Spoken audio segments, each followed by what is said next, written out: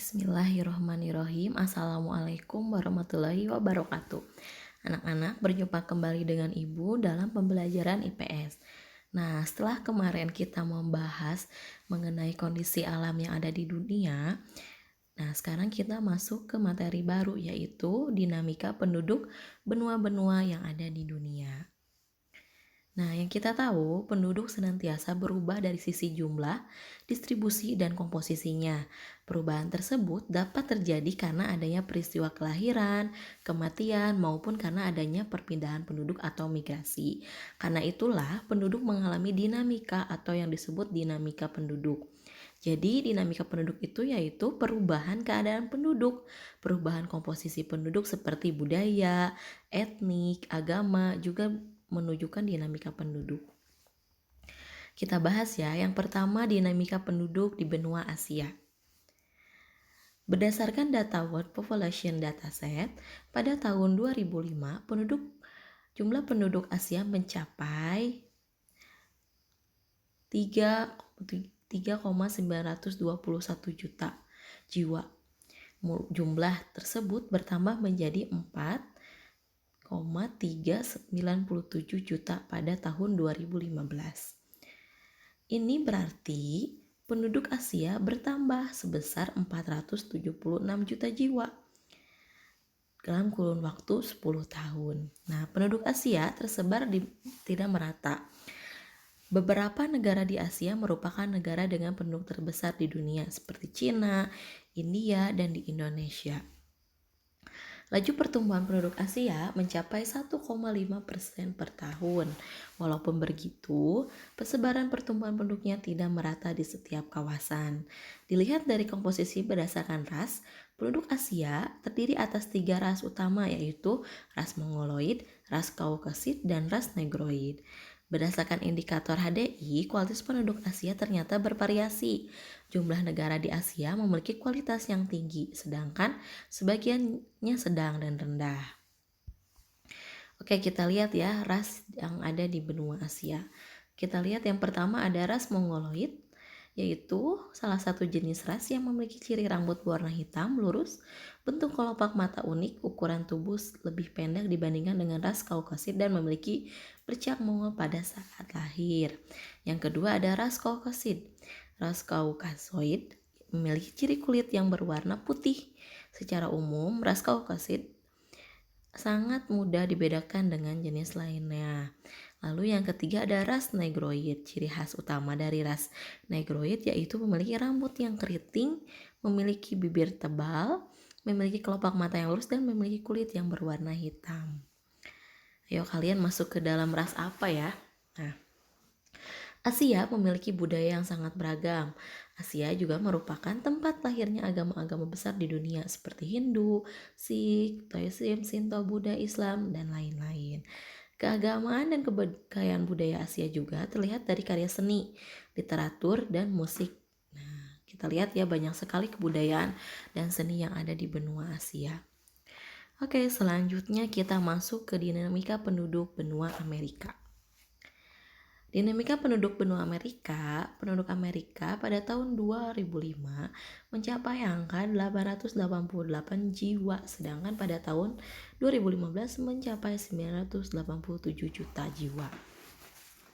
Ini berarti terjadi pertambahan penduduk sebesar 99 juta jiwa dalam kurun waktu 10 tahun. Nah, laju pertumbuhan penduduk benua Amerika tergolong rendah, yakni 0,9% per tahun. Suku Indian merupakan penduduk asli Amerika, namun mereka terus menyusut karena terdesak perkembangan orang-orang kulit putih yang berdatangan ke Amerika sejak abad ke-15.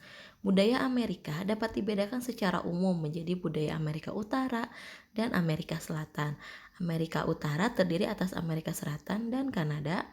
Amerika Serikat merupakan salah satu negara dengan budaya yang sangat beragam. Budayanya dibentuk oleh budaya asli Amerika, Amerika Latin, dan Afrika dan Asia.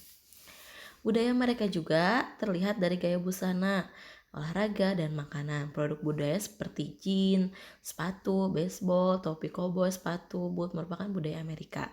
Seperti hamburger, hotdog, keripik kentang, dan lain-lain. merupakan contoh budaya makanan dari Amerika Serikat. Dilihat dari agamanya, penduduk Amerika Selatan didominasi oleh agama Katolik Roma. Selebihnya menganut agama Kristen, Protestan, Hindu, Islam, dan lain-lain. Musik dan tarian juga memiliki ciri budaya Amerika Selatan, terutama tarian samba dari Brasil, tango dari Argentina dan Uruguay, dan cumbia dari Kolombia. Selanjutnya, yang ketiga ada dinamika penduduk Eropa. Penduduk Eropa tersebar di sejumlah wilayah. Umumnya, konsentrasi penduduk berada di Eropa Utara, Selatan, dan Barat. Pada tahun 2005, jumlah penduduk Eropa mencapai 730 juta jiwa pada tahun 2015. Angka tersebut bertambah menjadi 742 juta jiwa. Ini berarti terjadi penambahan sebesar 12 juta jiwa dalam kurun waktu 10 tahun. Penduduk Eropa sangat beragam, namun sebagian besar penduduknya termasuk keturunan induk bangsa Kaukasoid yang terbagi beberapa suku bangsa. Nih ada bangsa Nordik, bangsa Alpen, bangsa Mediteran, bangsa Slavia, dan bangsa Dinarik. Bangsa Nordik ciri fisiknya yaitu memiliki rambut pirang, mata biru, tongkrong panjang, dan muka sipit. Bangsa Alpen ciri fisiknya seperti rambut hitam, mata hitam, tengkorak lebar, dan tidak terlalu tinggi. Bangsa Mediteran, ciri fisiknya memiliki rambut hitam, mata hitam, badan dan tengkorak menyerupai bangsa Nordik. Lalu bangsa Slavia, ciri fisik menyerupai bangsa Alpen. Dan yang terakhir bangsa Dinarik, memiliki ciri rambut gelap dan banyak terdapat di Rumania. Penduduk Eropa menganut beragam agama. Agama dengan jumlah pemeluk terbanyak ialah Katolik Roma, tersebar di Prancis, Spanyol, dan lain-lain. Kelompok terbesar kedua ialah Kristen Protestan yang sebagian besar berada di negara Eropa Utara dan Eropa Tengah seperti di Inggris, Skotlandia, dan lain-lain. Lalu, kelompok terbesar ketiga adalah pemeluk Kristen Ortodok yang umumnya tinggal di Rusia, Ukraina, Belarusia, Yunani, dan lain-lain. Eropa memiliki ragam budaya dalam bentuk seni dan makanan. Karya seni Eropa telah lama berkembang sejak zaman prasejarah dalam bentuk lukisan gua dan lukisan batu. Bahasa Inggris merupakan bahasa Eropa yang kemudian menjadi bahasa internasional.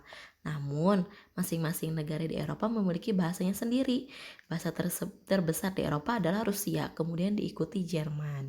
Selain itu, terdapat bahasa yang digunakan secara regional maupun lokal. Oke, itu anak-anak untuk materi dinamika penduduk. Kita cukupkan sekian, selesai. Untuk bagian 1, insya Allah nanti kita akan bertemu lagi di minggu depan. Silakan untuk tugasnya kalian tulis materinya yang telah Ibu rangkum. Terima kasih. Tetap jaga kesehatan dan jangan lupa dicatat materinya. Wassalamualaikum warahmatullahi wabarakatuh.